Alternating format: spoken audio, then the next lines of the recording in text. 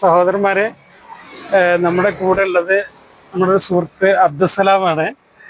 ഇവര് കുറെ കാലമായിട്ട് പാണക്കാട് ഇങ്ങനെ അത്തറിന്റെ കച്ചവടം നടത്തുന്ന ആളാണ്. ഇവര് പിന്നെ വികലാംഗനാണ്.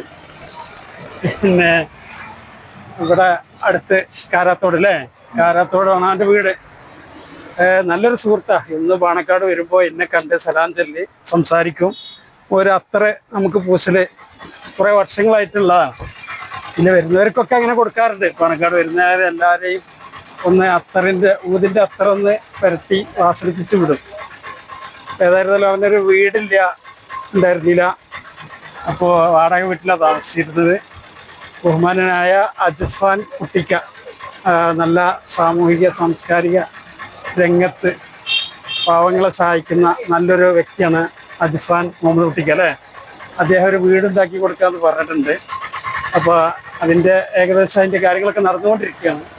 പിന്നെ അദ്ദേഹത്തിൻ്റെ ഉമ്മാക്ക് സുഖമില്ല, ക്യാൻസറാണ്. കുറച്ച് തമ്പുരാൻ അത് സുഖപ്പെടുത്തി കൊടുക്കട്ടെ.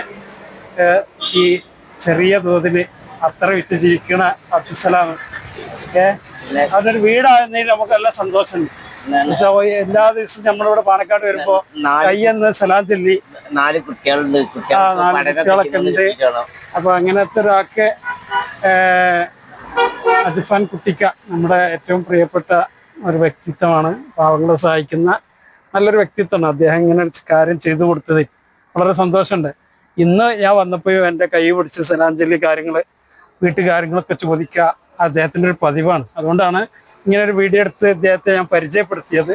ഏതായിരുന്നാലും നന്നാവട്ടെ, നല്ല പുതിയ വീട്ടിൽ താമസിക്കാൻ സാധിക്കട്ടെ എന്ന് ആശംസിച്ചുകൊണ്ട് നിർത്തുന്നു.